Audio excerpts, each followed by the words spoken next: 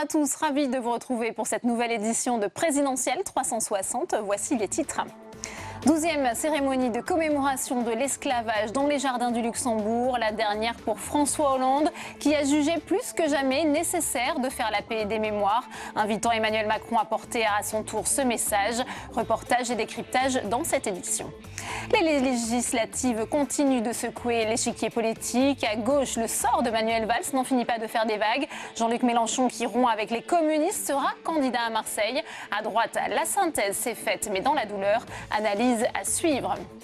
Et l'onde de choc déclenchée par l'élection d'Emmanuel Macron ne s'arrête pas au mur du Palais Bourbon. La secousse pourrait se faire sentir jusqu'au Sénat où un groupe parlementaire en marche pourrait voir le jour et entraîner une recomposition politique inédite. Le débat dans un instant. Et je vous rappelle que vous pouvez réagir à cette émission sur Twitter, le hashtag présidentielle360. Pour m'accompagner cet après-midi jusqu'à 19h30, Tam Tranui en direct de la salle des conférences du Sénat. Le multiplex, c'est tout de suite.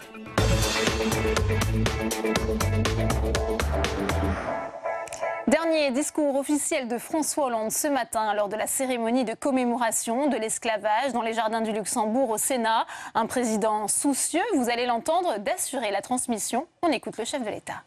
C'était une communion philosophique alors que nous pouvions partager. C'était aussi une transmission. Il y avait pour lui sûrement l'émotion liée à sa première sortie comme président élu au-delà du 8 mai. Et puis il y a l'approche de la transmission effective qui viendra le 14, qui viendra dimanche et qui scellera à ce moment-là sa prise de fonction. J'ai terminé avec les cérémonies comme président de la République. Mais la politique, elle est celle que tout citoyen, quelle qu'ait été sa place, quel qu'ait été son rôle, quelle que soit sa position, doit avoir à l'esprit. La politique, c'est la vie de la France. La politique, c'est les choix essentiels pour le pays. Et donc, nul ne peut se mettre à l'écart. Et il y a toujours une utilité. Il faut se poser cette même question qui revient sans cesse. Comment puis-je être utile à mon pays? Eh bien, c'est à cette question que je vais répondre maintenant, en réfléchissant, en travaillant, en produisant et en intervenant quand ça me paraîtra utile. Et il s'agissait de la 12e journée nationale des mémoires de la traite, de l'esclavage et de leurs abolitions. Une cérémonie en présence de François Hollande et d'Emmanuel Macron sur le thème, on l'a entendu, de la transmission. Quentin Calmy.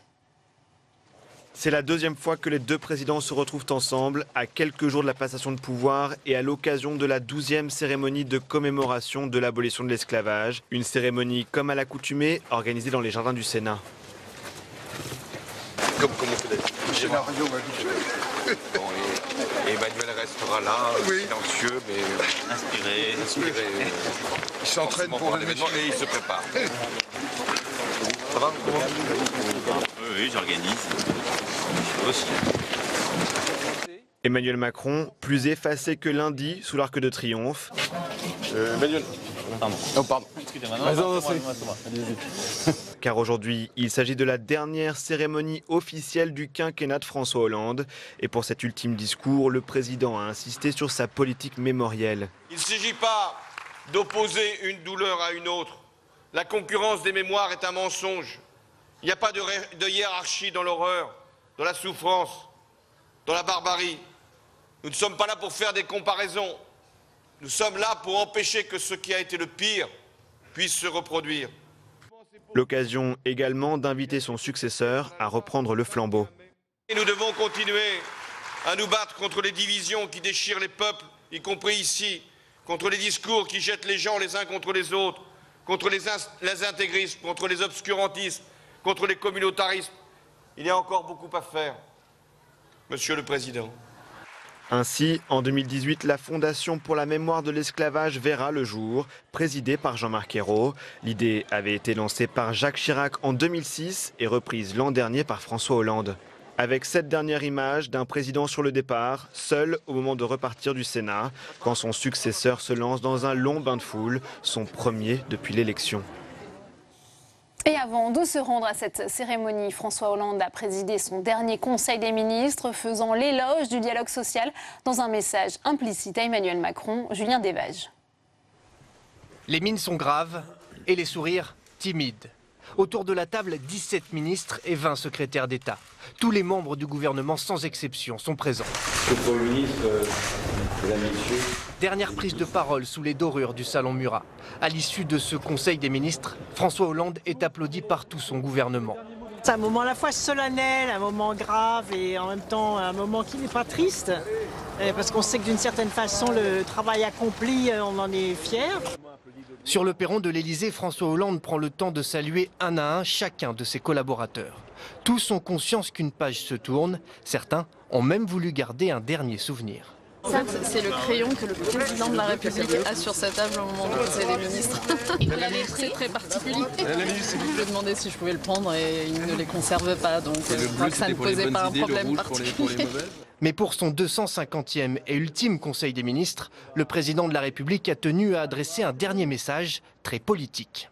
L'acte qui a été posé dans ce quinquennat de mettre le dialogue social au cœur de la transformation de l'économie, c'est un point très important sur lequel il a beaucoup, c'est vrai, insisté.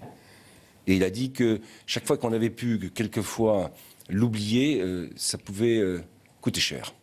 Une mise en garde destinée à son successeur Emmanuel Macron qui veut aller vite et gouverner par ordonnance. Mercredi prochain, c'est lui qui présidera ce Conseil des ministres avec sa nouvelle équipe. Les législatives vont-elles dynamiter le PS? Moribond au lendemain de la présidentielle, le Parti socialiste vit une nouvelle crise dont le point d'orgue semble avoir été atteint avec la question de l'investiture de Manuel Valls, tandis que Benoît Hamon entend lancer de son côté un mouvement politique transpartisan. Audrey Vuettaz. Les ténors socialistes n'ont qu'une idée, sauver la gauche, mais chacun sa technique. Benoît Hamon entend la reconstruire après les législatives avec un mouvement politique. C'est un mouvement qui est un mouvement transpartisan, le 1er juillet que je lancerai et qui se nourrira du travail des intellectuels, de cette innovation citoyenne et démocratique que nous avons mis en œuvre pendant la campagne présidentielle. Je pense qu'il faut que la gauche se régénère, qu'il y ait des lieux dans lesquels elle travaille, elle vive, au-delà des partis politiques. Au-delà des partis, oui, mais en restant tout de même au PS, avec une promesse, il s'opposera à la majorité présidentielle. Dans la foulée, Anne Hidalgo, Christiane Taubira et 200 signataires lancent un autre satellite nommé Dès demain, un mouvement d'innovation pour une démocratie européenne, écologique et sociale, pas très éloigné donc de l'idée de Benoît Hamon. D'ailleurs, des amis à lui ont signé l'appel avec Anne Hidalgo et donc moi je ne vois rien aujourd'hui qui doit être contradictoire dans tous ceux qui veulent reconstruire une espérance. Certains tentent de se détacher de l'appareil, d'autres optent pour la synthèse. Ils imaginent un PS dit d'autonomie constructive, distinct donc de la majorité présidentielle, mais pas non plus dans l'opposition. Et puis il y a ceux qui parient gros, comme Manuel Valls qui choisit la majorité présidentielle, une prise de risque peu concluante. À ce jour, il n'est pas dans les critères d'acceptation de sa demande d'investiture et nous n'avons pas vocation à recycler, pour prendre un terme classique, nous avons vocation à construire une nouvelle offre politique citoyenne. Pire, il est actuellement sous le coup d'une procédure d'exclusion du Parti socialiste, de quoi refroidir ceux qui seraient tentés de le suivre. Et on va tout de suite retrouver Tam Trani en direct de la salle des conférences du Sénat pour une première réaction à cette actualité politique. Tam, vous êtes aux côtés de Didier Guillaume, le président du groupe socialiste au Sénat. Effectivement, on parlait avec Didier Guillaume de l'impact de cette présidentielle, notamment sur le Sénat. Alors Didier Guillaume, faut-il un groupe de La République En Marche au Sénat, selon vous, tout de suite ou après les prochaines élections sénatoriales ? Non, mais je ne sais pas, ça, les collègues qui sont membres de En Marche prendront la décision. Pour l'instant, le groupe socialiste et républicain a décidé de rester ensemble jusqu'aux législatives, et nous verrons après. La question qui se pose à nous... Et vous souhaitez quand même la constitution d'un groupe, ça serait normal pour... La question qui se pose à nous, qui se pose à tous les socialistes, est la question que le Parti socialiste aurait dû soumettre hier et y répondre. C'est sommes-nous dans la majorité ou dans l'opposition ? Il n'y a pas une autre question et ce n'est pas tranché. Et moi je souhaite que nous soyons dans la majorité parce qu'Emmanuel Macron a été élu face au Front National et beaucoup de Français ont voté contre l'extrême droite, mais il a aussi été élu sur un programme que moi je partage en grande partie, en immense partie, et je souhaite faire partie de cette majorité présidentielle et cette majorité parlementaire. Il y a énormément de sénateurs qui sont dans ce cas-là, mais il faut s'exprimer, on ne peut pas rester en l'air comme cela. Et le pays ne peut pas attendre plus longtemps. Le pays ne peut pas se permettre d'avoir des atermoiements que Emmanuel Macron, président, que son gouvernement qu'il nommera, ne réussisse pas. Donc c'est la question que nous devrons nous poser dans les jours et les semaines qui viennent. Donc vous souhaitez rejoindre la majorité présidentielle, quitte à ce que cela vous vaille l'exclusion du Parti socialiste? Non, mais c'est pas du tout ça. Non, il n'y aura pas d'exclusion. Moi, j'ai voté pour Emmanuel Macron comme tous les socialistes, donc nous sommes dans la majorité présidentielle. La question, c'est la majorité parlementaire. Allons-nous voter pour les réformes et pour le programme que va présenter Emmanuel Macron? Et surtout, lorsque le Premier ministre fera sa déclaration de politique générale, c'est là où les parlementaires devront s'exprimer. Est-ce qu'ils donnent le quitus? Est-ce qu'ils votent pour la déclaration de politique générale ou contre? Moi, j'appellerai les sénateurs de gauche, les sénateurs socialistes, à voter pour, et c'est là où on verra ce qu'il en est, mais moi, j'ai pas de doute. Êtes-vous favorable à l'idée d'un report des élections sénatoriales? On parle d'un possible report d'1 an, car il y a dans le programme d'Emmanuel Macron une grande réforme du Parlement, avec notamment la diminution du nombre de parlementaires. C'est-à-dire que oui, la question c'est celle-là. Si nous voulons diminuer le nombre de parlementaires, de députés et de sénateurs, et que ça se voit dans le quinquennat, alors il n'y a pas d'autre solution que de voter un texte très rapidement pour dire qu'aux prochaines législatives de 2022, il y aura moins de parlementaires, parce que ça ne peut pas se faire pour les législatives dans un mois, et pour les sénatoriales, il n'y a pas d'autre solution que de reporter les sénatoriales de 2017 à 2018. Donc c'est une bonne solution pour vous? Oui, j'y suis très favorable. J'ai d'ailleurs un peu travaillé sur le sujet afin de préparer ce texte de loi pour une diminution générale de tous les sénateurs en 2021. Et comme ça, ce serait dans ce quinquennat que le nombre de parlementaires aurait diminué. C'est un engagement du président, mais c'est un engagement qu'avaient tous les candidats à la présidentielle. Et moi, je pense qu'il faut le mettre en application. Une réaction à l'autre actualité du jour, Manuel Valls, dont vous êtes très proche, fait l'objet d'une procédure qui peut aboutir à une éventuelle exclusion du Parti socialiste. Est-ce que vous le comprenez? Non, mais non seulement je ne le comprends pas, mais ça n'existera pas. Ou alors il faudrait exclure les 1500 élus socialistes qui ont parrainé Emmanuel Macron. Alors il ne restera pas assez après de responsables du Parti socialiste pour les exclure, parce qu'ils seront tous exclus. Non, tout ça c'est n'importe quoi. Malgré ce qu'il a dit hier, disant qu'il voulait l'investiture d'En Marche. Il a dit une chose, Manuel Valls, comme tous les responsables politiques, c'est que le Parti socialiste d'Épinay, aujourd'hui, il est mort, celui d'aujourd'hui. Mais les idées socialistes restent, la gauche et la droite restent, et il faudra construire quelque chose d'autre. Mais pour l'instant, ce parti-là, où aujourd'hui on voit que des leaders de notre parti politique créent des tribunes, créent des mouvements, on leur dit rien. Il y a eu des frondeurs pendant 5 ans. Benoît Hamon qui crée son mouvement, c'est de... Oui, Benoît Hamon, il y a aussi Christiane Taubira, Martine Aubry, on ne dit rien. Il y a eu des frondeurs pendant 5 ans qui ont déposé une motion de censure, on leur dit rien. Et puis on voudrait exclure quelqu'un qui a pris position pour un candidat qui a fait barrage au Front National et qui est président de la République. Ça n'a aucun sens. Il ne sera peut-être pas déféré en commission des conflits. Et s'il l'était, ce serait un drame déférer un ancien Premier ministre. C'est absolument absurde. Aujourd'hui, la question qui se pose et que nous avons évoquée au début de notre entretien, c'est est-ce que les socialistes sont pour soutenir ce gouvernement? Benoît Hamon a dit qu'il était dans l'opposition. Eh bien voilà. Est-ce qu'il est toujours socialiste? Nous avons des divergences. C'est la question qu'il faudra se poser. Si les socialistes répondent oui, Benoît Hamon devra en tirer les conséquences. Si les socialistes répondent non, nous sommes dans l'opposition. C'est à nous d'en tirer les conséquences. Mais aujourd'hui, il ne s'agit pas d'exclure, il s'agit de rassembler pour la France, pour les Françaises et les Français. Merci beaucoup Didier Guillaume d'avoir répondu à nos questions. Merci beaucoup Tam pour cette réaction. Jean-Luc Mélenchon, lui, le candidat malheureux de la France insoumise à la présidentielle, assure qu'il compte se présenter aux législatives à Marseille, dans la 4e circonscription des Bouches-du-Rhône. Il l'a dit dans une lettre envoyée aux militants alors que la rupture semble consommée avec le Parti communiste français. Nelson Géten. Entre la France insoumise et le Parti communiste, le dialogue est rompu depuis hier. Pas d'accord national et donc pas de candidature commune aux législatives, mais le mouvement de Jean-Luc Mélenchon, qui a obtenu près de 20% des voix au premier tour de la présidentielle, apparaît en position de force.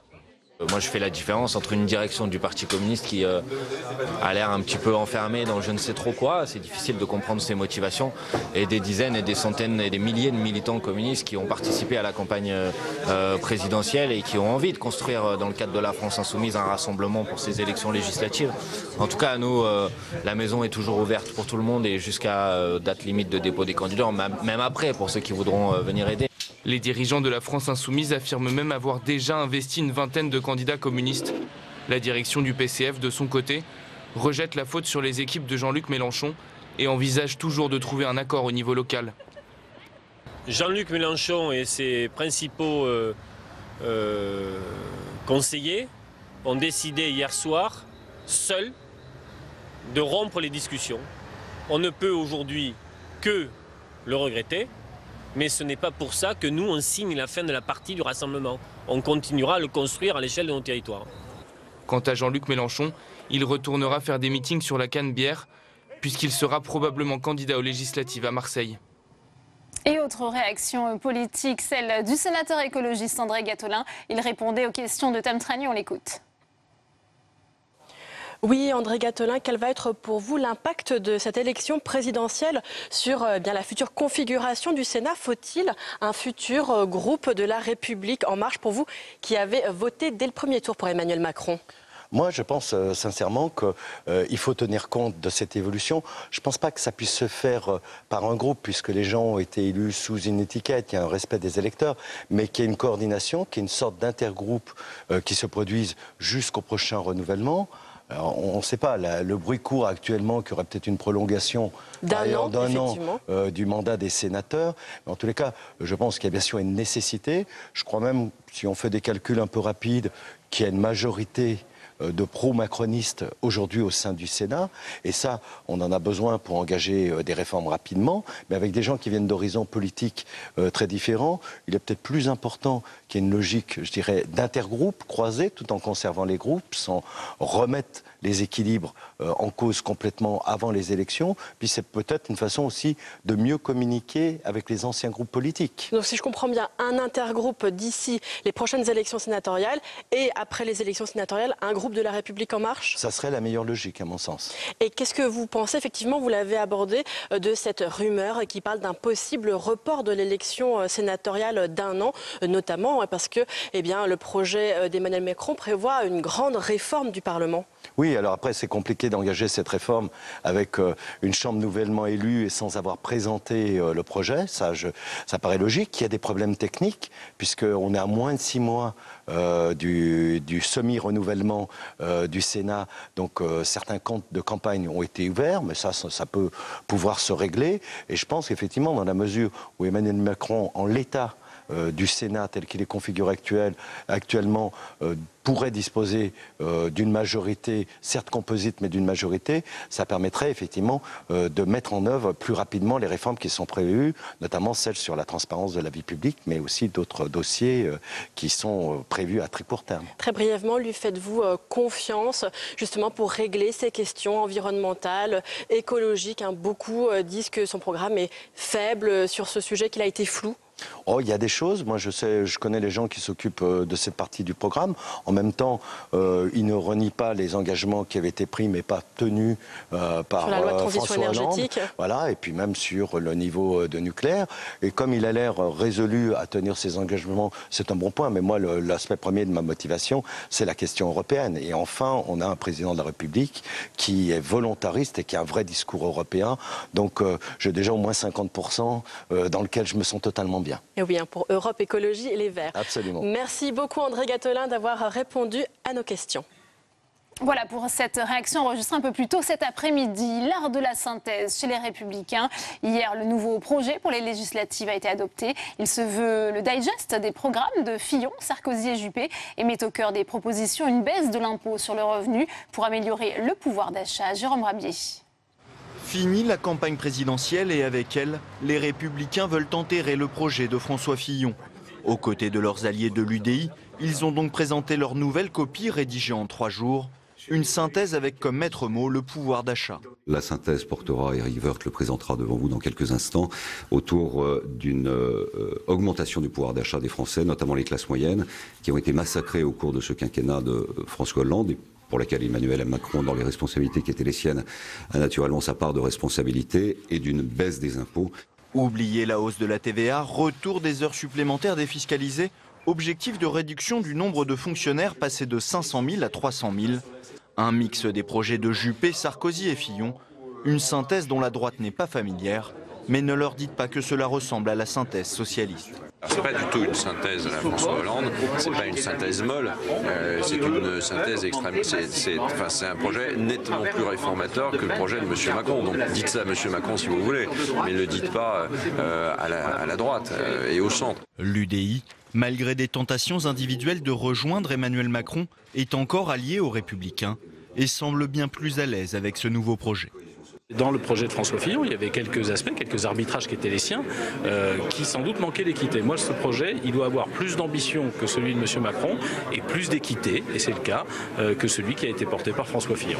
Les 577 candidats de la droite et du centre aux législatives seront donc bien sous une seule et même bannière, intitulée Majorité pour la France, avec l'espoir de l'emporter ou à minima de limiter la casse dans les rangs. Et après les législatives, les élections sénatoriales, elles doivent se tenir le dimanche 24 septembre et pourraient, elles aussi, bouleverser le paysage de la Haute Assemblée. Un groupe parlementaire en marche pourrait ainsi voir le jour et modifier la composition des groupes au Sénat. Cécile Seixou. Créer un groupe En Marche au Sénat, François Patriat a testé l'idée auprès des sénateurs, mais visiblement, pour le moment, peu sont prêts à quitter leur chapelle. Changement de formule donc, il propose de créer, après les sénatoriales en septembre, une majorité présidentielle formée par des sénateurs de tous les groupes qui s'engagent à soutenir le projet d'Emmanuel Macron. Il ne peut pas y avoir de soutien à la carte. Il doit y avoir un soutien, non pas un soutien godillot, mais un soutien massif à l'action du président de la République. Nous allons avoir un grand président de la République et il faut l'aider. Un modèle auquel adhèrent déjà bon nombre de socialistes comme Jean-Pierre Sueur. Je me sentirais très bien dans une majorité vivante, composée de plusieurs groupes différents, mais bien sûr unis par une solidarité. Et c'est peut-être ce qui a manqué à François Hollande. Voyez-vous, les frondeurs et les autres étaient dans le même groupe, mais il n'y a pas eu de cohérence. Pour les écologistes, divisés sur leur soutien à Emmanuel Macron, on imagine mal la faisabilité d'une telle majorité. Il y a des problèmes non seulement techniques mais politiques, parce que sur quelle base des gens qui étaient sur des projets différents, et encore des votes assez durs ici, où on refusait le budget, on refusait des choses, ils vont voter la même chose. Donc c'est effectivement assez intéressant. Chez les radicaux de gauche, où la majorité des sénateurs soutient le nouveau président, certains proposent que le groupe puisse accueillir les soutiens d'Emmanuel Macron.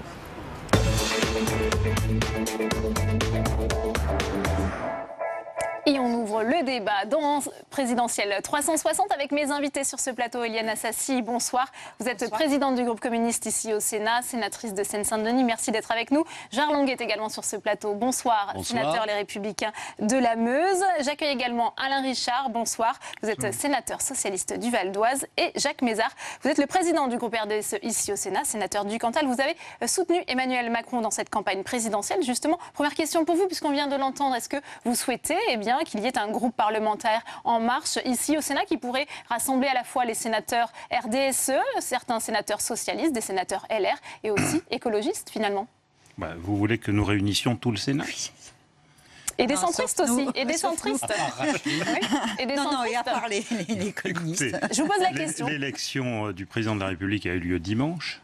Nous sommes mercredi, et je crois qu'avant de chambouler tout, il est nécessaire d'avoir des concertations sur le fond pour savoir que faire, avec qui, s'il est nécessaire de faire quelque chose. On ne prend pas des décisions de cette nature comme ça, dans la rapidité, parce que tel ou tel se serait autoproclamé leader des macronistes, à supposer que cela existe. Donc en ce qui concerne le RDSE, nous tenons à ce groupe, et s'il doit évoluer, ça ne se fera pas comme ça, à la va-vite, dans n'importe quelle condition. Mais il y aura des candidats en marche au sénatorial? Nous n'y sommes pas encore. Oui. Vous en doutez? Alain Richard, on a entendu François Patriat dire il faut aider Emmanuel Macron. Est-ce que ça suppose justement ce soutien de certains sénateurs socialistes et la constitution d'un groupe qui soutiendrait la future majorité présidentielle ici au Sénat? Ma position est personnelle. C'est plutôt oui. On est dans un régime parlementaire. Bon, au Sénat, le fait majoritaire s'impose moins directement qu'à l'Assemblée nationale. Mais enfin, si on veut qu'un programme s'accomplisse, si on veut qu'une politique cohérente soit menée, c'est aussi bien qu'elle trouve des soutiens organisés dans les deux assemblées. Et donc, je suis convaincu que la géographie des groupes changera. Et dans ma vision de l'équilibre des institutions et de la gouvernabilité du pays, quand même un détail dont on peut se préoccuper de temps en temps, il est préférable que les groupes politiques correspondent à une cohérence, une harmonie avec la politique de Donc, à titre personnel, vous seriez prêt à quitter un groupe socialiste ici au Sénat, à rejoindre un groupe En Marche? Oui, j'espère. Si c'était le cas, j'espère qu'on serait nombreux à le faire. Ouais. Comment voyez-vous les choses à droite, Gérard Longuet, si finalement, après les élections sénatoriales, la majorité reste ici à droite? Ça sera la seule chambre d'opposition dans le pays si à l'Assemblée nationale, Emmanuel Macron a une majorité? Ce sera une droite sénatoriale, c'est-à-dire une droite réfléchie. J'écoutais Alain Richard et je pense que j'ai quitté l'Assemblée nationale pour trouver justement au Sénat une liberté qui me permet de défendre mes convictions, mais sans avoir l'obligation de m'opposer. Si je considère que le texte présenté est bon, il m'est arrivé très souvent de voter des textes d'un gouvernement de gauche que je trouvais bon et de torpiller des textes de droite que je trouvais mauvais. C'est la méthode d'Emmanuel Macron, ce que vous êtes en train de nous décrire? C'est la méthode de la responsabilité quand on a un peu d'expérience. Même question pour vous, Éliane Assassi. Comment voyez-vous finalement l'avenir ici du groupe communiste après l'élection d'Emmanuel Macron? Vous savez, je n'ai pas beaucoup d'inquiétude sur le devenir des sénatrices et des sénateurs communistes. De façon très personnelle, comme l'a fait Alain Richard, je pense que tous les élus de mon groupe resteront dans mon groupe dès lors qu'ils seront bien évidemment réélus. Mais je crois que le fond de la question, parce que ça c'est pour moi une question de forme, c'est une question de fond. Dire quel est le projet politique de Emmanuel Macron. Et je dois dire qu'en la matière, il est un peu encore opaque. On nous annonce un certain nombre de choses, comme le recul des élections sénatoriales. Pourquoi faire? On n'en sait rien, etc. Donc, je pense que venons sur le fond, donc le projet, et à partir de là, on se déterminera. Vous savez, nous, chez les communistes, on a toujours une ligne, on n'a pas une ligne politique au sens général, mais dans notre responsabilité de parlementaire, nous avons toujours dit que nous voterions tout ce qui va dans le bon sens et que nous rejetterions tout ce qui irait dans le mauvais sens. Donc c'était vrai hier. Ça, c'est la théorie, Non, c'est pas de la théorie. Je crois que nous en avons fait la démonstration à plusieurs reprises durant ces dernières années. Donc ce qui était vrai hier, l'est aujourd'hui, le sera encore demain. Jacques Mézard, puisque Éliane Assassi vient d'évoquer cette rumeur qui agite la Haute Assemblée depuis hier, il y aurait peut-être un report des élections sénatoriales. Je rappelle qu'elles sont prévues le 24 septembre prochain pour notamment appliquer rapidement le non-cumul des mandats et la réduction du nombre de parlementaires pour les sénateurs. Je ne suis pas sûr qu'il y ait une corrélation évidente entre la question du non-cumul et le report des élections sénatoriales. Mais la diminution du nombre de parlementaires... Je dirais bien au contraire, si l'on lit avec précision le texte qui a été voté dans des conditions que je ne rappellerai pas. Mais vous avez parlé d'une rumeur. Moi, personnellement, je préside un groupe, personne ne m'a contacté pour me parler sérieusement de cette éventualité. Donc, quand la question sera posée, nous y réfléchirons et nous verrons ce que nous avons à faire là-dessus. Mais je crois que ça fait beaucoup de rumeurs et que il est dommageable d'ailleurs de commencer par lancer des rumeurs. Le président de la République, quand il aura communiqué, le fera. Je sais ses capacités d'homme d'État et puis sa capacité d'autorité. Donc je ne doute pas que si c'est son intention, il saura le transmettre au président du Sénat et au groupe politique. Il aurait le feu vert du Sénat s'il faisait cette proposition, Emmanuel Macron, vous pensez? Écoutez, les groupes, le président du Sénat et les groupes politiques réfléchiront quand la question sera posée par les véritables responsables et non par les propagateurs de rumeurs. Alain Richard, c'est vrai que ça fait partie de son programme, cette réforme institutionnelle. On sait qu'il veut aller vite, notamment sur cette question assez emblématique de la réduction du nombre de parlementaires. Alors est-ce que vous seriez prêt à le soutenir dans cette démarche, quitte à reporter les sénatoriales d'un an? Les deux choses sont distinctes. Sur la réduction du nombre, ce n'était pas ma position jusqu'à ces dernières années, et honnêtement, j'y suis venu.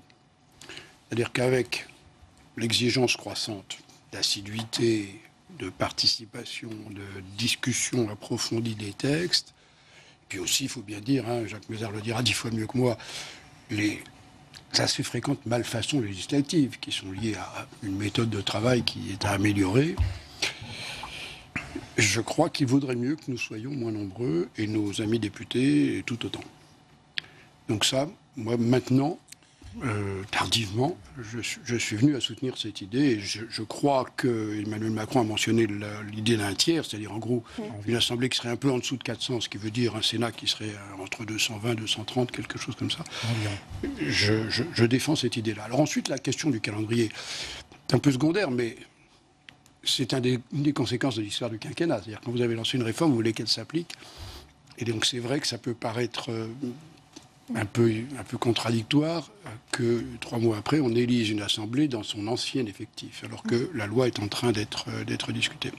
Oui. Votre position, Gérard Longuet, sur cet éventuel report des élections sénatoriales? Il faut la rattacher à une politique d'ensemble, une vision d'ensemble du rôle du Parlement, du poids de chacune des 2 assemblées, et en effet de la façon dont le Sénat doit travailler. Je crois que la réduction du nombre peut poser sur les territoires des problèmes de lien avec les électeurs, c'est nos grands électeurs, mais inversement, on peut donner à chaque sénateur le sentiment de sa profonde utilité. Ça veut dire l'accès à des rapports, l'accès à des responsabilités, un suivi plus constant de tel ou tel sujet. Ça suppose d'être un petit peu moins nombreux, mais d'être chacun, de se sentir indispensable à sa famille et à sa famille politique et à sa commission. Ouais. Eliane Assassi, votre réaction justement sur cet éventuel report, est-ce que ça serait un mauvais signal envoyé aux sénateurs par Emmanuel Macron quelques jours après son élection? Je ne le prendrai pas par ce bout-là. Moi, la seule question qui m'intéresse, c'est à quoi sert le Parlement? Oui, c'est ça. C'est la bonne question. C'est une question de fond à laquelle il convient de répondre, et je ne pense pas qu'une des réponses soit la réduction du nombre de parlementaires, comme le disait M. Longuet. Ça pose quand même, cette réduction, une question démocratique. C'est-à-dire que nous avons eu ce débat au moment du projet de loi sur les régions, sur la création des nouvelles régions, où nous avons été plusieurs, dans plusieurs groupes au Sénat, à intervenir pour faire remarquer cette rupture de proximité des élus avec les populations. Et donc, si nous réduisions le nombre de parlementaires pour répondre à une soi-disant demande populaire, puisque c'est de ça dont il s'agit, je pense qu'on se tromperait et on aurait une moins bonne représentativité des territoires, et particulièrement des territoires ruraux, au sein du Parlement. Donc ça pose beaucoup de questions, et la première pour moi est la question démocratique. Ouais. Jacques Mézard. Oui, je crois que là-dessus, il faut être... Moi, je ne suis pas a priori contre la réduction du nombre de parlementaires, mais c'est une course à l'échalote. Quand on voit les programmes des candidats à la présidentielle, je ne veux pas être désagréable avec ceux qui ont soutenu François Fillon, mais il y en avait encore plus de réduction. Il y a un représentant sur ce plateau. Oui, il y en avait encore plus. Alors, ça fait plaisir de cogner sur la représentation parlementaire. C'est dans l'air du temps. Le Parlement n'a pas toujours été exemplaire, il faut le dire. Mais de là à lutter systématiquement contre le principe même de la représentation parlementaire, c'est un autre débat. C'est aussi le message qui a été envoyé par les Français, justement, mais pas parce au nouveau que président, une réforme institutionnelle. Les Français, la réforme institutionnelle, vous savez, c'est pas leur priorité dans le quotidien. Leur priorité, c'est l'emploi, c'est le chômage, c'est l'économie. Par rapport à ça, et je partage l'inquiétude d'Eliane Assassi, nous avons vécu sur la fusion de régions une dégradation de la représentation des territoires ruraux. Dans mon département, il y a 4 conseillers régionaux sur 248, je crois. C'est-à-dire qu'on n'est pratiquement plus écouté. Si vous supprimez systématiquement la moitié, parce que ça reviendra à ça dans les territoires ruraux, des parlementaires, ça veut dire que ça posera quand même un problème de représentation. Vous en avez parlé avec Emmanuel Macron de ce problème de la représentation des territoires ruraux, Jacques Mézard, vous qui le soutenez? Bien sûr, puisque et quelle est sa position, je lui en ai parlé souvent, et je dois dire qu'il en a jusqu'ici tenu compte. Il en a tenu compte et il est conscient de cela. Et il en est d'autant plus conscient que quand on voit les votes, ce sentiment d'abandon de nombre de territoires ruraux, il ne faut pas l'accentuer. Alors, moi, je ne suis pas contre les évolutions, il faut qu'il y ait des évolutions, mais il faut qu'elles soient réfléchies. Ouais. Alain Richard, je reviens à ma première question, finalement, sur la recomposition politique induite par cette élection d'Emmanuel Macron. Est-ce que vous pensez qu'il y aura quand même toujours un groupe socialiste ici au Sénat? Je fais le pari que oui. Mais en effet, c'est ouvert à beaucoup d'incertitudes. Ouais. Et moi, ça me rappelle une conversation à laquelle j'ai attaché de l'importance que j'ai eu avec Emmanuel Macron, qui commençait son projet politique et qui j'essayais de me convaincre. Il m'a dit, au fond, les 2 grands partis majoritaires ne sont plus en capacité aujourd'hui de formuler une politique, et notamment on parlait de politique économique cohérente, et d'entraîner toutes leurs troupes pour mener cette politique. Ça ne m'a pas fait plaisir quand il m'a dit ça, parce que ça remettait en cause une fidélité, une adhésion à mon parti depuis longtemps. Mais les derniers mois ont fini de me convaincre que c'était une observation exacte. Gérard Longuet, vous disiez que vous formulez le souhait qu'il y ait encore un groupe socialiste ici au Sénat. Pourquoi ? Je souhaite qu'il y ait une diversité politique parce que je ne veux pas que l'opposition de demain au président Macron se borne à être celle de la France insoumise et du Front National.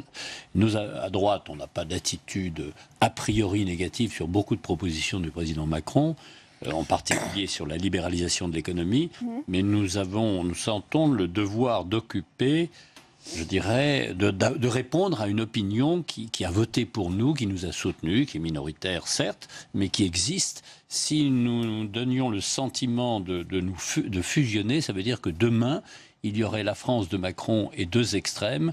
C'est pas souhaitable pour le pays. On a vu en Autriche, par exemple. Ça, c'est sur le plan national. Mais ici, au Sénat, qui va incarner l'opposition à Emmanuel Macron? Alors, c'est le groupe Les Républicains?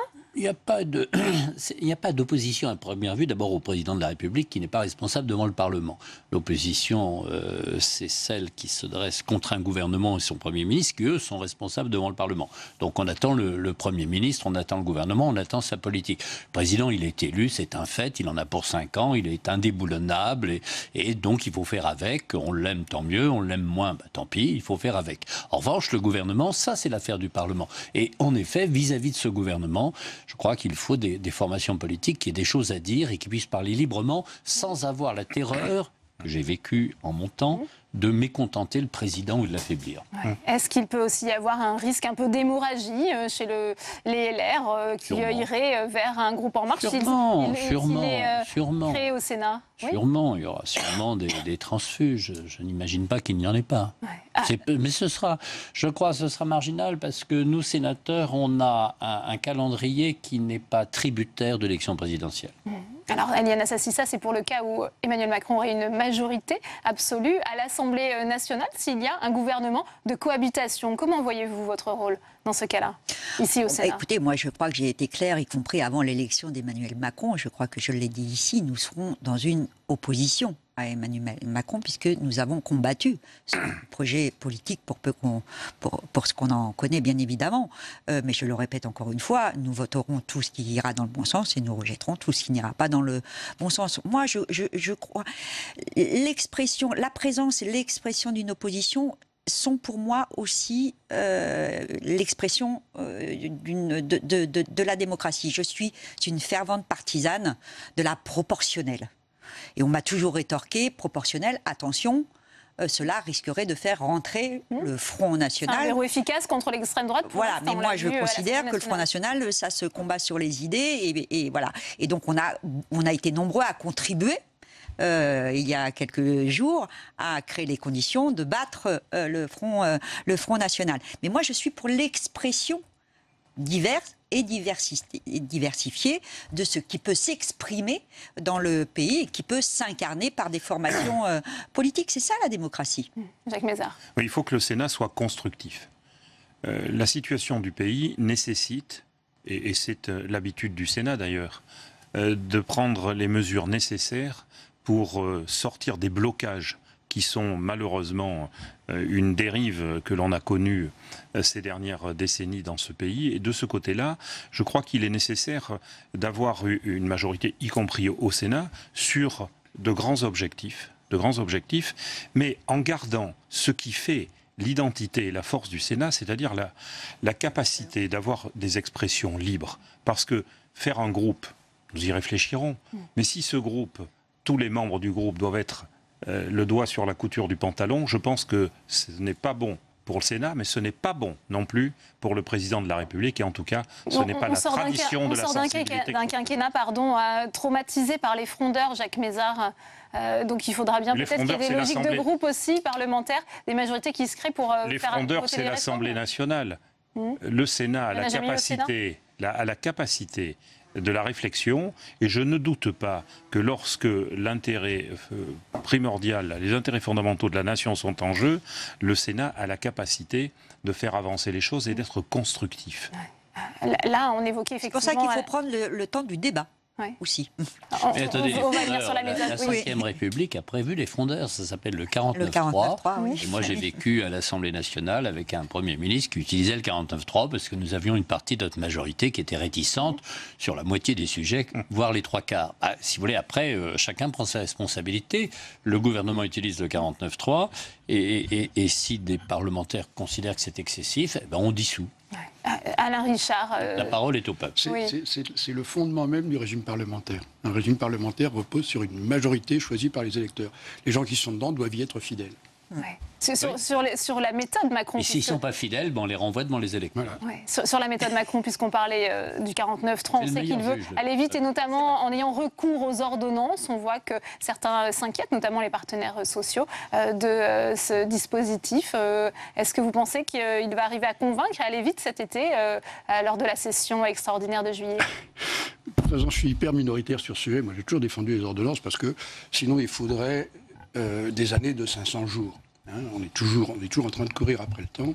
Après, il y a la question de comment elles sont introduites, comment se produit l'habilitation. Ça veut bien dire ce que ça veut dire. Bon. Mais vis-à-vis des partenaires sociaux, ça c'est un sujet de la plus grande importance. Et je rappelle que le projet principal d'Emmanuel Macron sur ce sujet, c'est de changer le cadre de la négociation collective.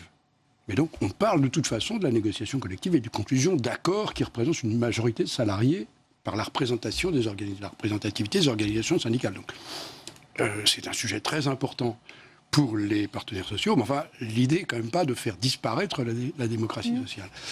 Donc, nous allons, selon toute vraisemblance, voter la loi d'habilitation. Ce sera un débat profond, enfin, où on parlera en même temps de ce qu'il y aura dans l'ordonnance pendant la session de juillet. Et dès ce moment-là, et en fait dès son entrée en fonction, c'est-à-dire dans quelques jours, Emmanuel Macron va recevoir les organisations syndicales. Puis on sait comment ça se passe, ça c'est l'entrée en matière. Bon. Et ensuite, il y a des réunions très approfondies au ministère du Travail qui est fait pour ça, et où ils ont tous leur ronde serviette. Et donc il y aura en réalité quelque chose comme 3 mois de débats intensifs avec les partenaires sociaux avant la rédaction finale des ordonnances. Et on se retrouvera, pour ceux qui seront encore là, en octobre ou en novembre, pour éventuellement statuer sur une correction de ce qu'il y aura dans les ordonnances. Donc, après, il y a des effets. Moi, je me rappelle très bien, la première, Gérard doit s'en rappeler aussi, puisqu'on est de la même époque, la première expression de ça a été les ordonnances. D'ailleurs, Chirac était secrétaire d'État à l'emploi à ce moment-là, après la réélection de Pompidou en 1967. Ils avaient une très faible majorité. Et c'est là qu'on a créé la NPE, par exemple. Et il y a eu toute une série d'ordonnances économiques et sociales qui ont été sorties en 2 mois ou 3 mois. Bon. Et le général de Gaulle, auparavant, avait donné évidemment l'exemple. Donc, ce n'est pas antidémocratique, c'est une forme de délégation comme il y en a dans toutes les démocraties. Oui. C'est pas un moyen de contourner le Parlement, selon vous, Jacques Mézard, ce recours aux ordonnances? Vous vous sentez associé, vous vous sentez associé sur cette question de la réforme du dialogue social et du Code du travail? Écoutez, je ne peux pas penser, et d'ailleurs je le sais, que le président de la République ne commence pas par de la concertation. Et il a su montrer d'ailleurs sa capacité de réflexion et de concertation dans ce que l'on a appelé la loi Macron, où il a fait preuve de beaucoup de respect du Parlement. Il a beaucoup écouté... Du Sénat. Oui, et en particulier du Sénat. Du Sénat, pas du Parlement. Et on le trouvait parfois un peu long. Exactement, mais il a respecté le Sénat, il a pris le temps d'écouter, de dialoguer, et il fera de même. Ensuite, il est un moment où il faut trancher compte tenu de la nécessité de faire bouger le domaine économique, le domaine de l'emploi. Moi, je ne suis pas un fan, et vous le savez, des ordonnances. Je crois à la nécessité d'avoir un travail parlementaire et de faire confiance à la représentation parlementaire. Mais dans les conditions où nous sommes, dans la situation où est ce pays par rapport à la question du chômage, à la question de l'économie, qu'il y ait sur quelques dossiers lourds sur lesquels il y a urgence, eh bien, qu'il y ait des ordonnances, moi, je le voterai et je proposerai à mes collègues de mon groupe d'en faire autant. Ouais. Eliane Assassi, peut-être une cloche différente sur cette question des ordonnances. Oui, j'ai un point de vue différent de mes 3 collègues. Je suis fermement opposée aux ordonnances, notamment le président de la République vient d'être élu. Il a comme grand projet de réformer le code du travail après ce que nous avons connu avec la loi travail de Madame El Khomri, c'est-à-dire qu'il va encore aggraver cette loi travail, ce qui va, me semble-t-il, mobiliser encore des milliers et des milliers de gens dans la rue. Je peux me féliciter d'entendre dire qu'il va laisser une grande place à la négociation avec les organisations syndicales, qu'il va rouvrir le dialogue social, etc. Mais moi, je suis désolée. À quoi sert le Parlement si ce n'est pas pour voter la loi ? Il y aura 2 projets de loi, ça a été rappelé, d'habilitation et de ratification de ces ordonnances avec des débats. Alain Richard nous annonce assez long. Mais nous ne pourrons pas amender, nous ne pourrons pas rentrer dans le texte. Donc il n'y aura pas de débat parlementaire. Nous ne pourrons pas toucher au texte tel qu'il nous sera présenté. Et c'est ça qui est inadmissible. Quand on veut porter un aussi grand projet, semble-t-il, on a au moins le courage de le faire débattre par la représentation populaire que nous sommes, de la même façon que l'est l'Assemblée nationale. Donc je suis fermement opposée aux ordonnances et particulièrement, contrairement à Jacques Mézard, sur des textes aussi importants. Vous mettez en garde Emmanuel Macron justement sur... Écoutez, mettre en garde, c'est bien, voilà, je crois qu'il connaît notre position, voilà, donc il la connaît, mais moi je ne dérogerai pas à ça. Gérard Longuet, sur cette question de cette méthode, est-ce que c'est un passage en force selon vous ? On aura une loi d'habilitation où les principes seront débattus et approfondis. 3 mois de négociations avec les organisations syndicales et patronales, mais aussi avec les groupes politiques qui ont parfaitement le droit d'aller dans le cabinet du ministre, dire mon vieux, ma vieille. Vous n'y êtes pas allé beaucoup ces dernières années, monsieur Longuet. Mais oui, non, mais il faut que les parlementaires fassent leur travail aussi. Oui. Et 3 mois de négociations, et puis on sait que ça se termine, parce que sinon la guerre d'embuscade interminable, c'est pas bon compte tenu de l'importance des sujets. Donc il aura votre soutien sur ce point. Sur le fond, attendez, on va quand même débattre du fond. C'est la procédure, oui. Il y a quand même le fond. C'est la loi d'habilitation. Il y a la loi d'habilitation et puis il y a la loi de principe. Oui. Jacques Mézard, vous êtes dans de bonnes dispositions pour aborder cette session parlementaire. Vous souhaitez qu'elle soit courte, longue? Dites-nous un peu comment vous voyez les choses. Écoutez, dans de bonnes dispositions. Si je n'étais pas dans de bonnes dispositions, qui le serait? Bon, les Français ont fait un choix. Ce choix, moi, je l'ai fait il y a de nombreux mois. Avec, cher Jacques, un petit problème. On a tous voté, je crois, pour M. Macron ici. Je ne pense pas que nous partagions les mêmes conditions. Ça lui donne des responsabilités supplémentaires. En avril déjà. Mais bien sûr, il faut... Je crois que... Moi, je souhaite que cette présidence soit une présidence réussie. Parce que, soyons réalistes, les 3 quinquennats successifs ont laissé quand même un peu un champ de ruines politique. Ça ne veut pas dire que tout a été mal dans ce qui a été fait par les uns et par les autres, pour des raisons différentes, que ce soit sur la forme, que ce soit sur le fond. Aujourd'hui, le pays a besoin d'être rassemblé et nous avons besoin d'un travail constructif, justement, pour faire face à ce que les extrêmes ont distillé dans l'opinion publique. Il y a besoin de décision, il y a besoin d'arbitrage sur des questions de fond. Et quand je disais que la priorité, c'était l'économie, c'était l'emploi, je suis convaincu aujourd'hui, encore plus qu'hier, qu'il est nécessaire d'aller dans ce sens et d'avoir une session parlementaire très constructive à ce niveau-là. Parce que nos concitoyens ne nous le pardonneraient pas. Déjà, on voit quel est l'état de l'opinion publique. Il faut reconnaître, moi qui ai soutenu à fond Emmanuel Macron, pas dire qu'il y a un enthousiasme généralisé dans l'opinion. Autour de lui. Merci Jacques Mézard, merci Eliane Assassi, merci Alain Richard, merci Gérard Longuet. Vous l'avez peut-être entendu ce matin, François Hollande a prononcé son dernier discours officiel lors de la cérémonie de commémoration de l'esclavage dans les jardins du Luxembourg au Sénat. Un président, vous allez l'entendre, soucieux d'assurer la transmission. On l'écoute. C'était une communion philosophique alors que nous pouvions partager. C'était aussi une transmission. Il y avait pour lui sûrement l'émotion liée à sa première sortie comme président élu, au-delà du 8 mai.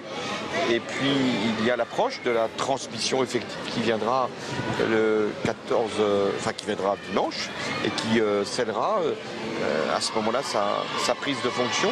J'ai terminé avec les cérémonies comme président de la République, mais la politique, elle est celle que tout citoyen, quelle qu'ait été sa place, quel qu'ait été son rôle, quelle que soit sa position, doit avoir à l'esprit. La politique, c'est la vie de la France. La politique, c'est les choix essentiels pour le pays. Et donc, nul ne peut se mettre à l'écart. Et il y a toujours une utilité. Il faut se poser cette même question qui revient sans cesse. Comment puis-je être utile à mon pays? C'est à cette question que je vais répondre maintenant, en réfléchissant, en travaillant, en produisant et en intervenant quand ça me paraîtra utile. Et il s'agissait de la 12e journée nationale des mémoires de la traite, de l'esclavage et de leurs abolitions. Une cérémonie en présence, on vient de le voir, de François Hollande, mais aussi d'Emmanuel Macron sur le thème de la transmission des mémoires. Quentin Calmé. C'est la deuxième fois que les deux présidents se retrouvent ensemble, à quelques jours de la passation de pouvoir et à l'occasion de la 12e cérémonie de commémoration de l'abolition de l'esclavage. Une cérémonie comme à l'accoutumée, organisée dans les jardins du Sénat. Comme on fait d'habitude. Bon, et Emmanuel restera là, silencieux, mais inspiré. Il s'entraîne pour l'événement et il se prépare. Ça va? Oui, j'organise. Aussi. Emmanuel Macron, plus effacé que lundi sous l'Arc de Triomphe. Emmanuel. Pardon. Oh, pardon. Excusez-moi. Car aujourd'hui, il s'agit de la dernière cérémonie officielle du quinquennat de François Hollande. Et pour cet ultime discours, le président a insisté sur sa politique mémorielle. Il ne s'agit pas d'opposer une douleur à une autre. La concurrence des mémoires est un mensonge. Il n'y a pas de hiérarchie dans l'horreur, dans la souffrance, dans la barbarie. Nous ne sommes pas là pour faire des comparaisons. Nous sommes là pour empêcher que ce qui a été le pire puisse se reproduire. L'occasion également d'inviter son successeur à reprendre le flambeau. Et nous devons continuer à nous battre contre les divisions qui déchirent les peuples, y compris ici, contre les discours qui jettent les gens les uns contre les autres, contre les intégristes, contre les obscurantistes, contre les communautarismes. Il y a encore beaucoup à faire, Monsieur le Président. Ainsi, en 2018, la Fondation pour la mémoire de l'esclavage verra le jour, présidée par Jean-Marc Ayrault. L'idée avait été lancée par Jacques Chirac en 2006 et reprise l'an dernier par François Hollande. Avec cette dernière image d'un président sur le départ, seul au moment de repartir du Sénat, quand son successeur se lance dans un long bain de foule, son premier depuis l'élection. Frédéric Régent, président du Comité national pour la mémoire et l'histoire de l'esclavage, est notre invité. Il répond aux questions de Saveria Rojek. Le face-à-face, c'est tout de suite.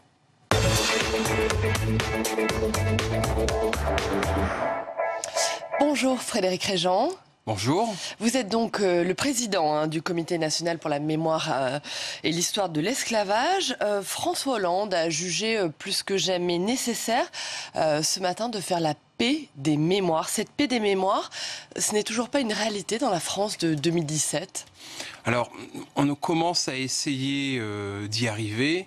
Alors, comment faire une paix des mémoires ? Tout simplement en enseignant l'histoire, en la diffusant. Donc, c'est le but un peu du concours pédagogique La Flamme de l'égalité, donc qui est piloté par le Comité national pour la mémoire et l'histoire de l'esclavage. Donc, ce concours en est à sa deuxième édition. Et c'est quasiment le deuxième concours national après celui de la Résistance, avec 5000 élèves qui ont participé, 180 classes. Donc, il y a cet aspect-là qui est très important. La recherche historique, elle aussi, se développe. Donc, le comité organise un prix de thèse. Donc, cette année, nous avons eu 13 candidatures. Il y a 7-8 ans, nous n'avions que 2 candidatures par an.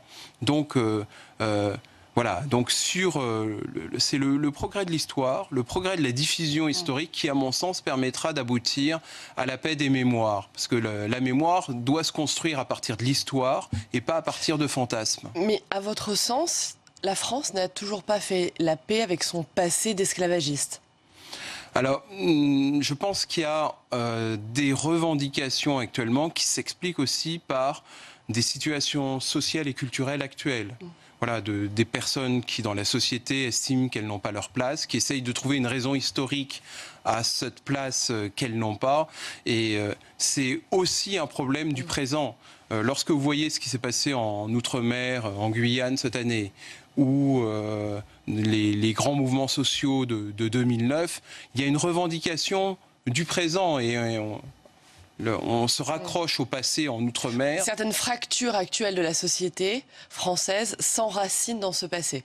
Tout à fait. Alors, François Hollande a annoncé ce matin lors de son discours la création de la Fondation pour la mémoire de l'esclavage. Elle sera créée l'année prochaine, présidée par l'actuel ministre des Affaires étrangères Jean-Marc Ayrault. Quelle sera la mission de cette fondation ? Alors, dans un premier temps, c'est un groupe d'intérêt public qui a pour but de créer cette fondation. Et justement, le but, c'est de pouvoir déjà récolter des moyens et ensuite de pouvoir financer des projets. Donc le problème que nous avons actuellement au niveau du comité, c'est la difficulté de trouver les moyens pour mettre en œuvre un certain nombre de projets. Alors Mais ça ne sera pas qu'une institution académique, hein ? Pas du tout. Mais le comité n'est pas, le comité actuel qui pilote cette question depuis 2004 n'est pas une institution académique. Dans ses membres, vous avez à la fois des universitaires, mais vous avez aussi des représentants du monde associatif, des musées. Alors, pour le CRAN, le Conseil représentatif des associations noires, l'État, par cette fondation, s'engage à mettre en place des réparations morales et financières, car cette fondation permettra de financer des actions mémorielles, culturelles ou sociales. Est-ce que vous êtes d'accord ? Est-ce que cette fondation, c'est une façon de réparer ?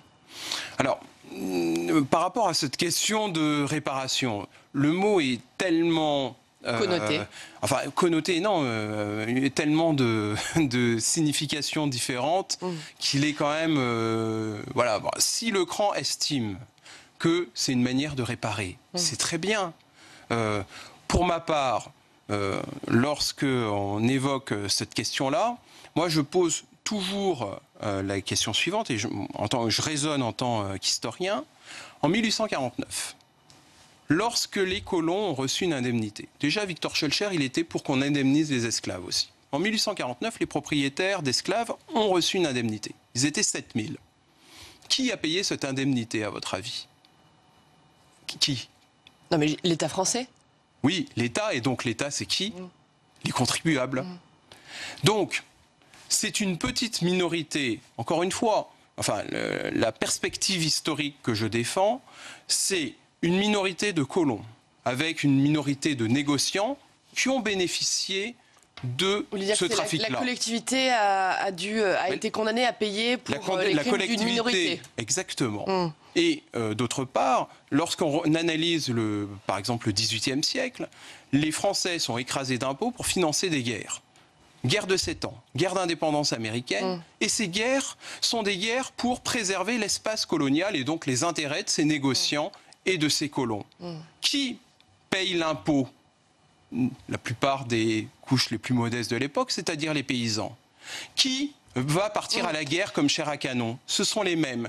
Est-ce qu'ils mangent du sucre ? Est-ce qu'ils boivent du café, cette population-là ? Bien, assez peu. Donc, vous voyez, je fais la différence entre ceux qui bénéficient, voilà, une élite prospère qui a bénéficié de ce système-là, et une masse de la population qui, non seulement n'en profitait pas, mais plutôt était obligée de financer ces guerres coloniales. Pourtant, cette question de la réparation, elle est prégnante.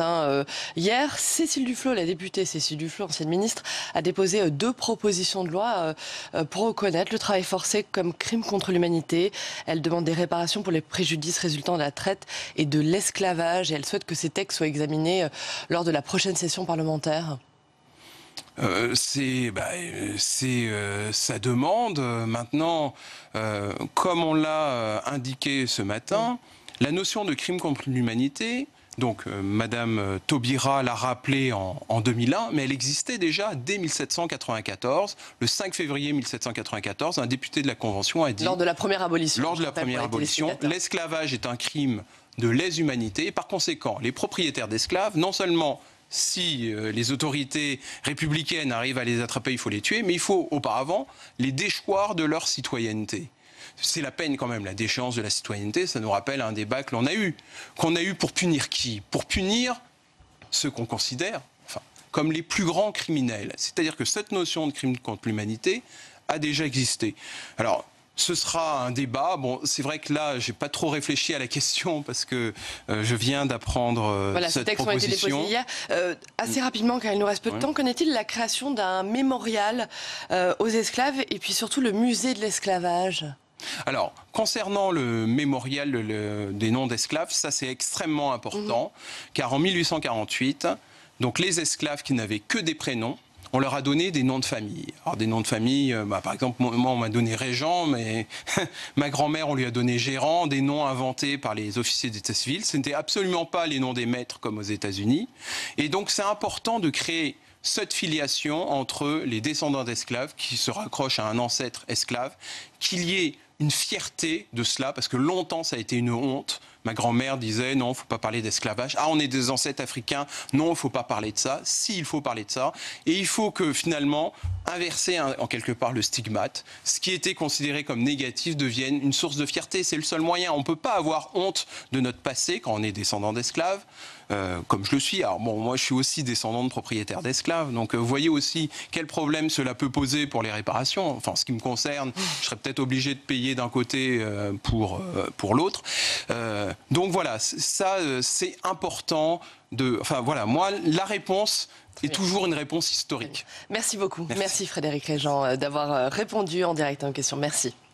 Merci. Il est 19h, toujours en direct sur Public Sénat. Tout de suite, le rappel des titres.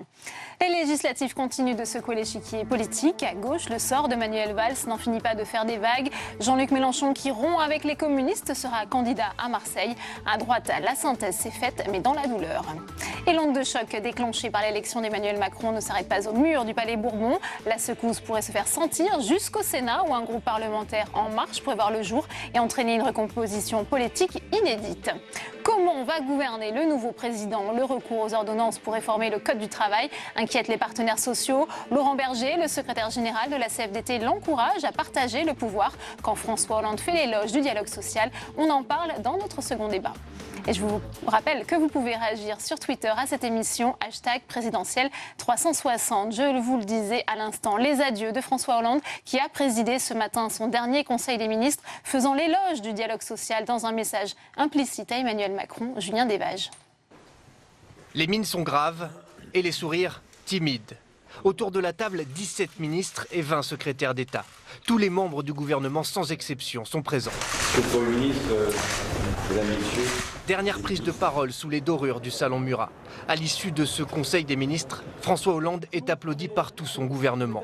C'est un moment à la fois solennel, un moment grave et en même temps un moment qui n'est pas triste. Parce qu'on sait que d'une certaine façon, le travail accompli, on en est fiers.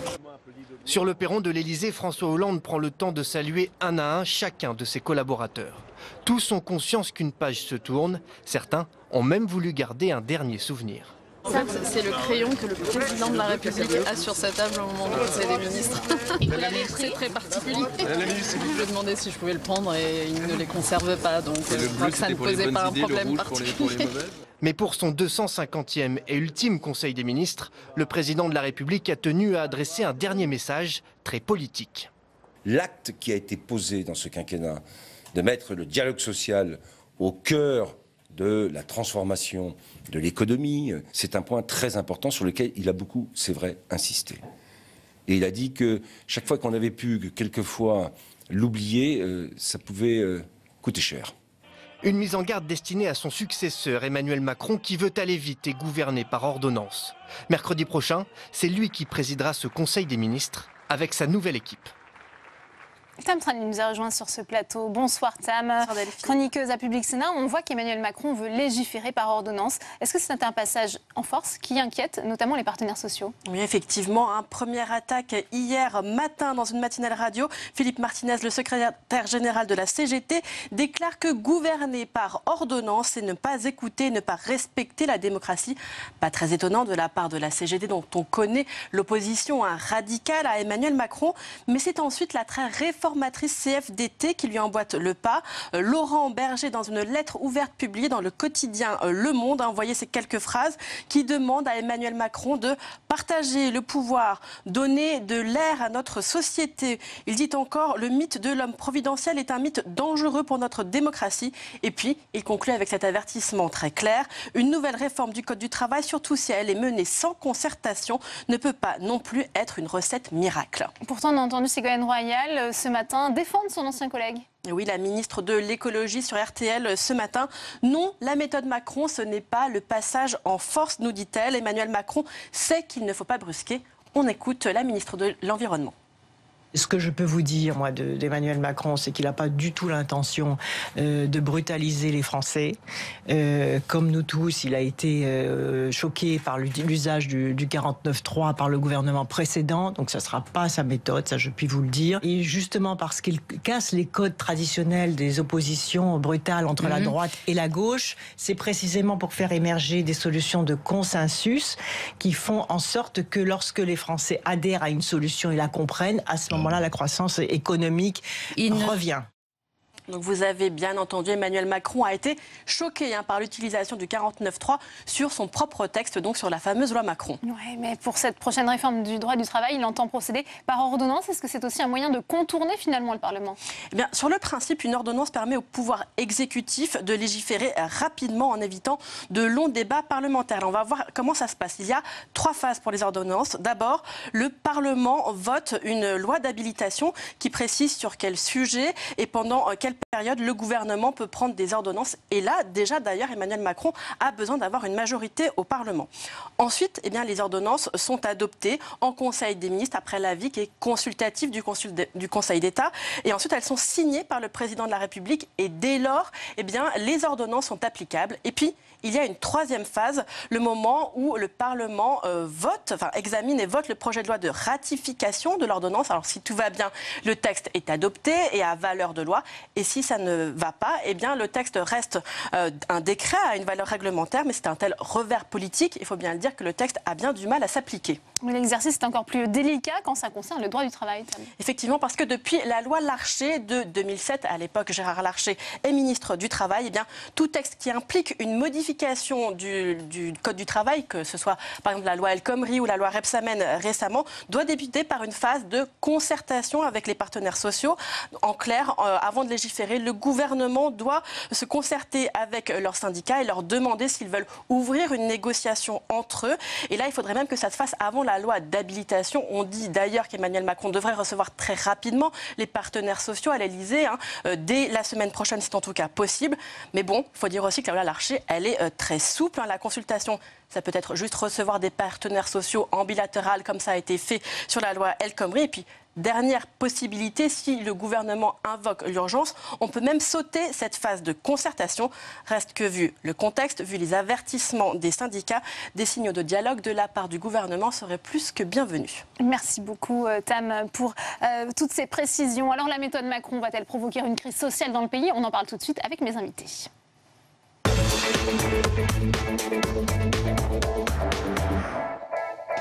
Et j'ai le plaisir d'accueillir sur ce plateau Yves Verrier. Bonsoir, vous êtes secrétaire confédéral de Force ouvrière. Merci d'être avec nous. Luc Beryl est également sur ce plateau. Bonsoir, vous êtes secrétaire général de l'UNSA. J'accueille également Boris Plazy, vous êtes membre de la direction confédérale de la CGT. Et Jean-Charles Simon, bonsoir, vous êtes économiste et entrepreneur. Merci à tous les 4 d'avoir accepté mon invitation. On a entendu Philippe Martinez estimer que gouverner par ordonnance, ce n'est pas écouter la démocratie. Boris Plazy, pourtant, ça fait partie des moyens dont dispose la Constitution française. C'est quand même légal de procéder par ordonnance. Oui, ça serait peut-être légal, mais c'est certainement une première faute politique que pourrait faire Emmanuel Macron. Considérer que le dialogue social, la négociation, l'échange avec les organisations syndicales serait quelque chose de superflu à ses yeux, aurait certainement de graves conséquences pour une ouverture de mandature. Et y compris, ça rentrerait un petit peu dans la droite ligne de ce qu'on a déjà vécu au précédent mandat, avec l'utilisation du 49.3 à plusieurs reprises avec la loi travail.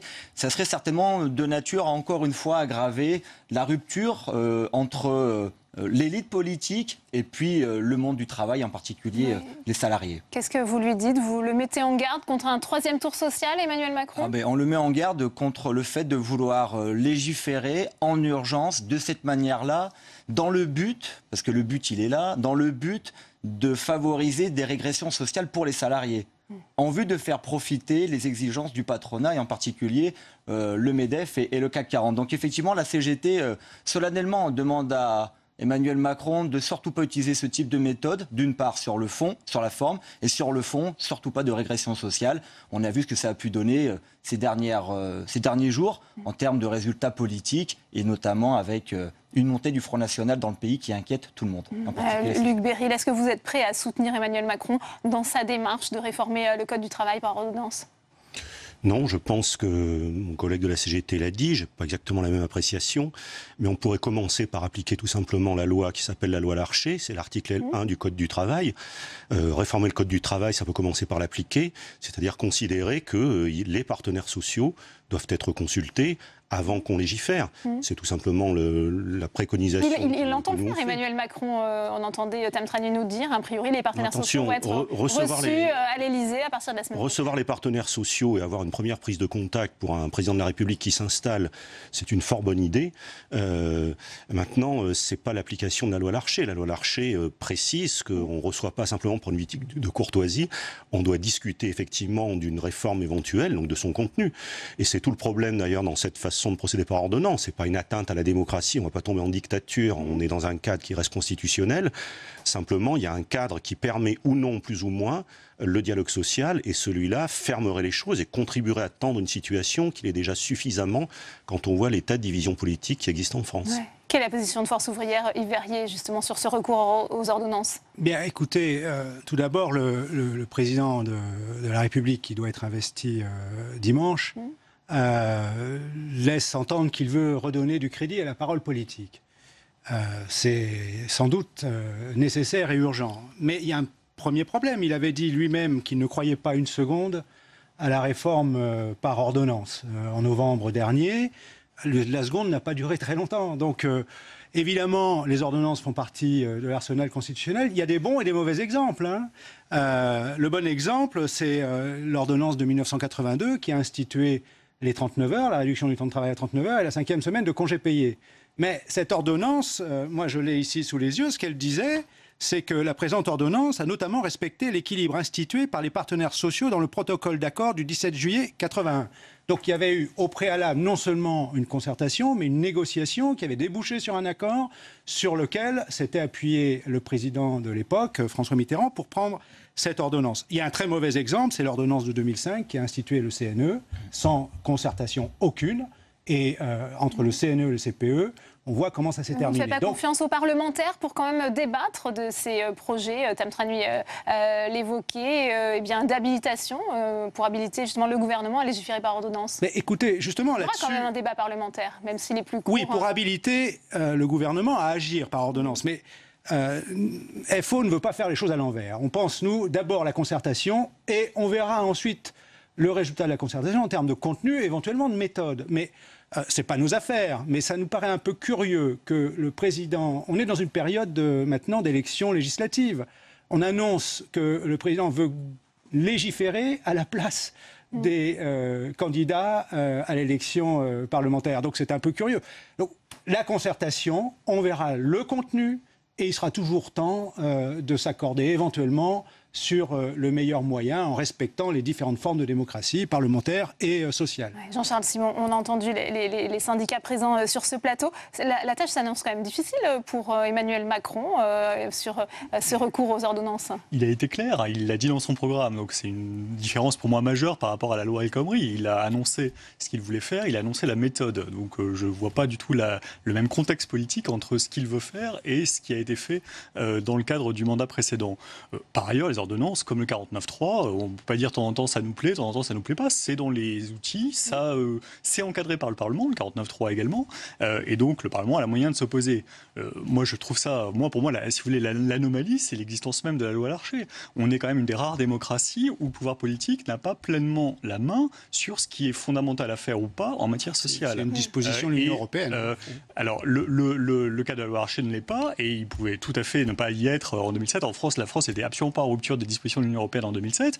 La plupart de nos grands exemples de réformes sociales à côté de nous, par exemple si on regarde les lois Hartz, la guerre Hartz-Schröder, elles se sont faites sans les partenaires sociaux et même en leur marchant dessus sans état d'âme, et c'est comme ça que l'Allemagne s'est réformée. En France, objectivement, on a des partenaires sociaux pas très représentatifs, on le voit à chaque scrutin, côté syndical comme côté patronal, et en plus qui ne réforment jamais et qui savent à peine gérer convenablement les systèmes paritaires dont ils ont la responsabilité. Donc il me semble tout à fait légitime et même indispensable que l'exécutif prenne la main. Alors, peut-être votre réponse, Boris Platzi, à ce que vient de dire Jean-Charles Simon. Non, mais enfin, les syndicats sont représentatifs. Moi, je pense qu'il y a beaucoup de responsables politiques qui aimeraient pouvoir être élus de la même manière que le sont les syndicats dans les entreprises. Donc ça en fait rêver plus d'un. Donc là n'est pas la question. Au niveau national, ça n'a rien à voir avec ça. Les taux sont bien plus bas du côté syndical que dans la si on crée les conditions pour qu'il y ait des élections professionnelles qui se déroulent dans de bonnes conditions de partout, qu'on laisse l'accès aux syndicats à s'implanter dans les entreprises, vous allez voir que les salariés donneront leur avis. Oui, c'est ce qu'ils font de partout où il y a des syndicats, ils le font très très bien. Et donc ils sont très attachés à leur système syndical. À l'élection des TPE, 7% de participation. Tout le monde le sait. 4 mois. Et c'est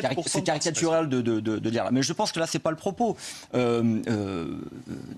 Organiser le débat avec les syndicats, c'est uniquement pour faciliter la discussion d'une part et créer les conditions que les syndicats puissent évoquer des propositions, donner des propositions. Et on en a à la CGT, on a un certain nombre de propositions. Par exemple, dans les derniers mois qui ont précédé l'élection d'Emmanuel Macron, on a rédigé, et pas simplement la CGT seule, on a rédigé avec des universitaires un projet de code du travail du 21e siècle qui pourrait justement correspondre à la fois aux défis technologiques auxquelles on est confronté. Donc vous êtes prêt à évoluer, il n'y a quand même pas une fin de non-recevoir, il n'y a pas de procès d'intention à Emmanuel Macron. Mais nous, c'est pas qu'on est prêt à évoluer, ça fait des mois et des mois, avec ce gouvernement précédent, qu'on demande à pouvoir être reçu, discuter des propositions qui sont celles de la CGT, et de ce côté-là, jusqu'à présent, on a reçu une fin de non-recevoir. Et il semblerait que Emmanuel Macron aille aussi dans ce même sens. Donc nous, on dit... Attention, attention. Ouais, Luc Bérilon, on sait que François Hollande, ce matin, lors de son dernier Conseil des ministres, a souligné cette importance du dialogue social. Oublié pourrait coûter cher, selon des propos rapportés par Stéphane Le Foll, le porte-parole du gouvernement. À la fin de ce quinquennat, finalement, quel regard vous portez sur le dialogue social? Ça n'a peut-être pas été si mauvais que ça sous François Hollande. Qu'est-ce que vous diriez? Non, c'est plutôt à marquer d'une pierre blanche, parce qu'on a eu... à part l'épisode de la loi El Khomri, où justement on n'a pas respecté les exigences du dialogue social, c'est-à-dire que la concertation, elle a eu lieu, mais une fois qu'on a été contraint de lui dire qu'elle n'avait pas été respectée. Donc ça a été marqué d'un péché originel, effectivement. Et puis je voudrais quand même rectifier, parce qu'on peut être anti-syndical, c'est un peu ancien, mais enfin, on a le droit de l'être, mais on n'a pas le droit de dire n'importe quoi non plus. On sort très exactement de la mesure de la représentativité des organisations syndicales. Ça date de fin mars, donc je vous y renvoie. Oui, je la connais très bien. Ben c'est parfait, on ne dirait pas, parce que si vous la connaissiez très bien, vous sauriez... une grosse bêtise, donc non, mais vous savez, on peut être syndicaliste et pas systématiquement imbécile. Le taux de participation dans les entreprises est de l'ordre de 60% aux élections, aux institutions représentatives des personnels, là où il y en a. Voilà. Donc on n'est pas dans une situation où cette question de la représentativité syndicale serait catastrophique en France, pas du tout. Et d'ailleurs, on vient d'avancer pour mesurer la représentativité patronale également. Puis par ailleurs, ça pose un autre sujet. Et si on veut... Plus de 13 millions d'inscrits, moins de 40% de participation. Et encore, il y a plus de 4 millions de personnes qui ne sont pas inscrites et pour lesquelles il n'y a pas eu de PV mesurable. Et si on veut comparer l'audience des organisations, l'audience même des organisations auprès des salariés des TPE, 7% de participation, 10% il y a 3 ans. Et si on veut comparer avec la situation européenne, justement, la France est extrêmement en retard du point de vue du dialogue social. Dans beaucoup de pays européens, on considère que la démocratie sociale est un complément indispensable de la démocratie politique, et énormément de questions ne se règlent pas d'ailleurs par la voie législative, mais par la voie de la négociation et du contrat. Il n'y a pas un pays qui a autant délégué aux partenaires sociaux en matière de définition de la norme dans les négociations interprofessionnelles nationales et en matière surtout d'ampleur du paritarisme. On est sans équivalent, 135 milliards d'euros de budget géré en direct par les patronats et le syndicat, alors qu'encore une fois, j'ai parlé de syndicats, il ne faut pas croire qu'il n'y a que les syndicats de salariés que je visais là-dedans, parce que c'est exactement pareil côté syndicats d'entreprise, 12% de participation au scrutin des chambres de commerce et d'artisanat. Donc si vous voulez, ces organisations, elles ont peu d'adhérents, 8,5% du privé, des salariés du privé sont adhérents d'une organisation syndicale, alors que pourtant là, les systèmes dont on parle, notamment l'assurance chômage qu'évoque Emmanuel Macron, c'est bien les salariés du secteur privé qui sont les seuls concernés aujourd'hui. Et côté patronal, on l'a vu dans la mesure de représentativité, même pas 400 000 entreprises au total adhérentes à une des trois organisations, et en plus souvent, sans même le savoir, parce qu'elles adhèrent à un syndicat professionnel qui lui-même adhère à une confédération.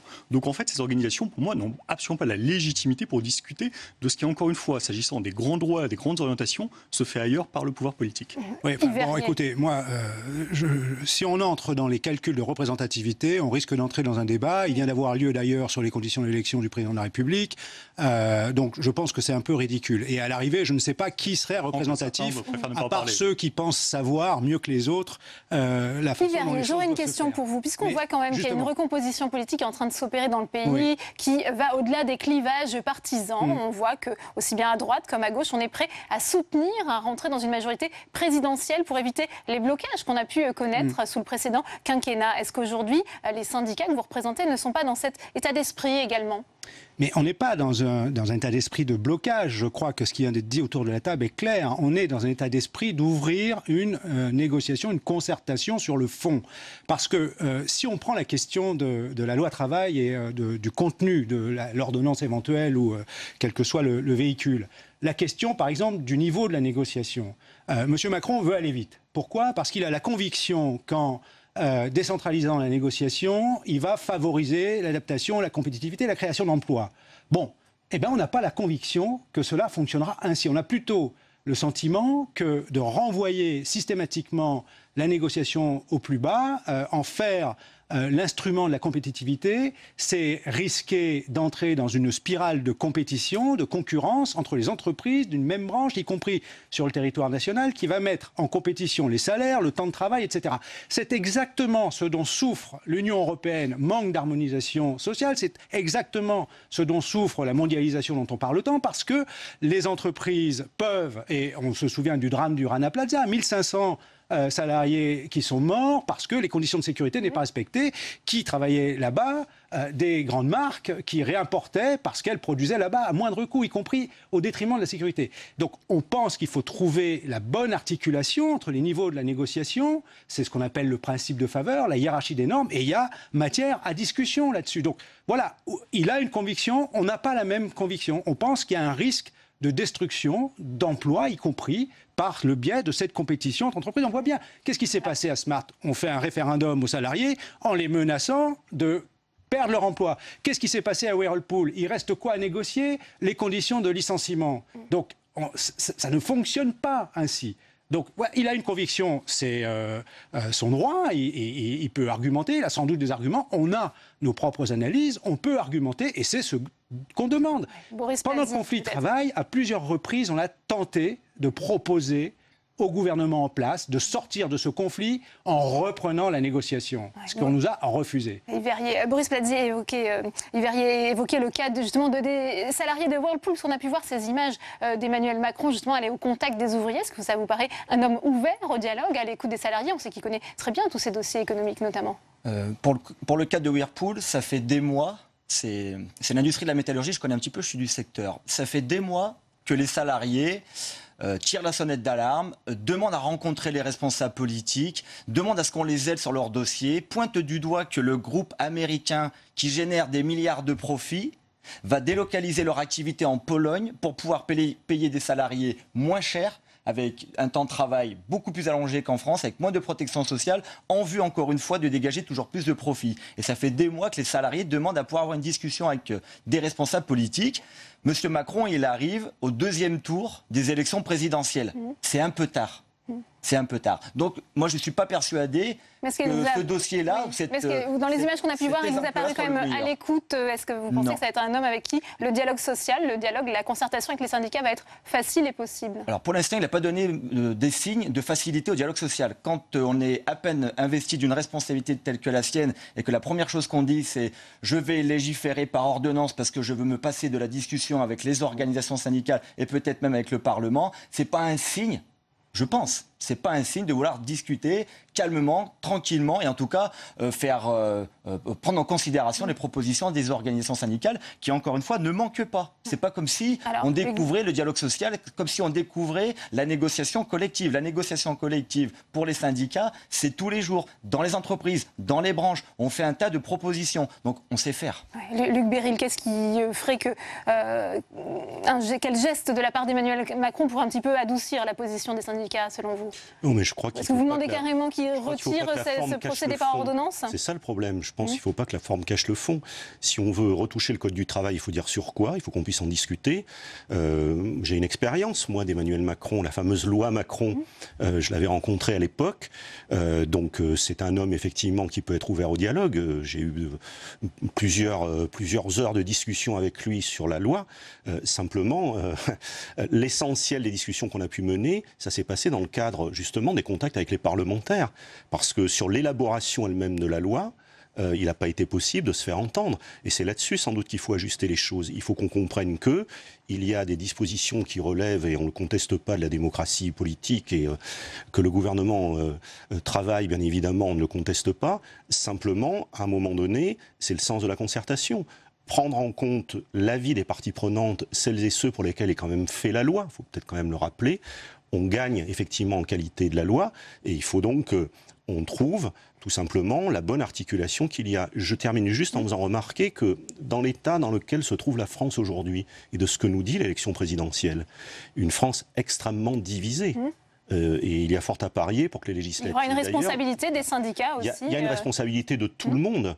Donc, est-ce qu'on considère que dans ce cadre-là, puisque son projet, c'est justement de calmer un peu le jeu, de réconcilier les gens, je pense qu'on les réconcilie quand on les associe à l'élaboration des politiques et à la mise en œuvre des politiques. Ça s'appelle le dialogue social. Jean-Charles Simon, ça sera le mot de la fin avec vous. Est-ce que vous pensez bien qu'Emmanuel Macron va devoir renoncer à procéder par ordonnance? Est-ce que l'opposition syndicale, peut-être sociale dans la rue, sera trop importante? Ça dépendra d'abord du résultat des législatives, parce que pour effectivement avoir sa loi d'habilitation, il faudrait encore qu'il y ait une majorité pour ça au Parlement. Moi, je pense qu'ensuite, la question, c'est est-ce qu'on veut réformer ou pas réformer? Est-ce qu'on considère que la situation en matière de marché du travail, de situation de l'emploi en France, elle est satisfaisante ou pas satisfaisante? Si on considère qu'elle n'est pas satisfaisante et qu'il faut faire avancer les choses, il me semble qu'effectivement, il faut que la démocratie politique, à un moment, prenne ses responsabilités. Ça ne veut pas dire écarter et ne pas discuter avec, bien entendu, les parties prenantes. Ça veut dire que vraiment, c'est à eux d'agir. Encore une fois, je dis, dans les pays étrangers où il y a eu des grandes réformes qui ont été menées, ces dernières années, elles ont été faites, je pense encore à Matteo Renzi, sur son Jobs Act, qui est exactement notre sujet de marché de l'emploi à la française aussi. Il l'a fait au Parlement tout seul, et cette réforme, elle est en vigueur aujourd'hui. Elle a un petit peu changé la situation en Italie. C'est donc le bon chemin, je pense. Eh bien, merci Jean-Charles Simon, merci Boris Plazzi, merci à Luc Beryl et merci à vous Yves Verrier. C'est la fin de cette édition. Merci à vous d'avoir suivi. À 22h, vous retrouvez Sonia Mabrouk et ses invités. Bonne soirée et à demain, 18h.